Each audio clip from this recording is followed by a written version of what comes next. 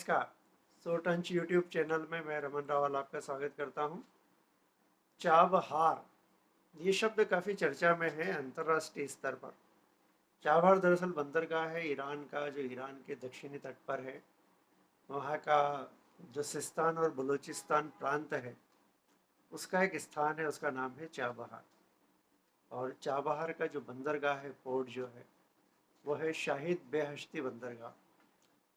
और जो चर्चा में आया है बंदरगाह, वो इसलिए आया है कि ईरान और भारत के बीच में एक व्यापारिक समझौता हुआ है, जिसके तहत अगले 10 वर्ष तक इस बंदरगाह का विकास और संचालन का काम भारत देखेगा।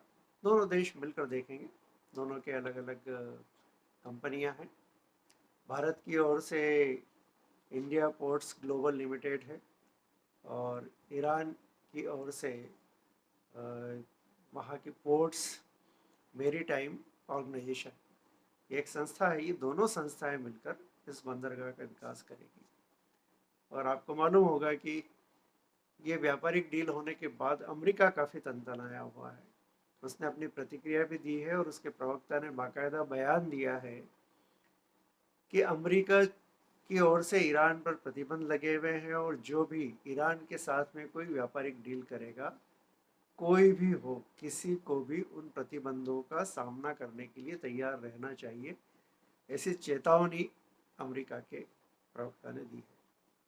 हालांकि इस चेतावनी का कोई असर भारत पर होने वाला नहीं है, और इस चेतावनी का बहुत ढंग से और कड़े तरीके से जवाब हमारे विदेश मंत्री एस जयशंकर दे भी चुके हैं कि इस समझौते से उस क्षेत्र का समग्र फायदा होगा, सभी को इसका लाभ मिलेगा, और किसी संकीर्ण विचार के तहत इस समझौते को नहीं देखना चाहिए। इसका मतलब ये है कि भारत इस तरह के किसी प्रतिबंधों की परवाह नहीं करता है।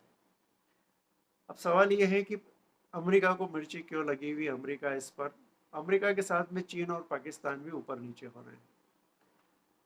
तो चाबहार बंदरगाह अंतर्राष्ट्रीय महत्व का बंदरगाह है, और भारत के लिए इसका रणनीतिक रूप से, सैन्य रूप से काफ़ी महत्व है। व्यापारिक रूप से तो है ही।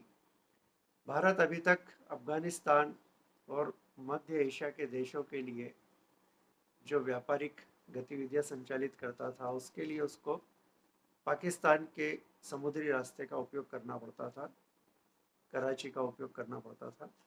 लेकिन ग्वादर पोर्ट का भी मसला है। लेकिन अब ये चाबहार बंदरगाह का संचालन भारत के हाथ में आ जाने के बाद में भारत मध्य एशिया के देशों के साथ अपनी व्यापारिक गतिविधियां चाबहार के बंदरगाह के मार्फत कर सकेगा। मध्य एशिया मतलब आप समझ लीजिए कि ज़्यादातर जो मुस्लिम राष्ट्र हैं, यमन, ईरान, इराक, जॉर्डन, तुर्की और इज़राइल, इन तमाम देशों में करीब आप समझ लीजिए कि 35-40 देश जो है, उनसे सीधे व्यापार पाकिस्तान को एक तरफ रखकर कर सकता है। इसका सैन्य महत्व अपना है ही। चाबहार दरअसल चार और बहार शब्दों से जुड़कर बना है। बलूच शब्द है ये, और इसका मतलब होता है कि चारों मौसम बहार के, यानी साल में बसंत जो है पूरे समय जहाँ रहता हो, वो चाबहार है। और इसका रणनीतिक महत्व भारत के लिए है, इसीलिए अमेरिका को इस पर ऐतराज भी हुआ है। और भारत ने अमेरिका के साथ अपने रिश्तों पर आँच आए दिए बिना अपनी प्रतिक्रिया व्यक्त कर दी है। वह इस समझौते से पीछे नहीं हटेगा और चाबहार का विकास करेगा। दरअसल भारत के लिए भी यह एक मौका है, एक अवसर है, और विदेशी धरती पर किसी बंदरगाह को विकसित करने का यह पहला मौका भारत के लिए है। तो उसे ये साबित भी करना है कि अब वो ऐसी वैश्विक शक्ति बन चुका है कि अपने देश से बाहर जाकर भी बंदरगाह का विकास, उसका प्रबंधन कर सकता है। चीन और पाकिस्तान को जो तकलीफ है वो इसलिए है कि दरअसल जो कराची का ग्वादर पोर्ट है, उसका विकास चीन कर रहा है।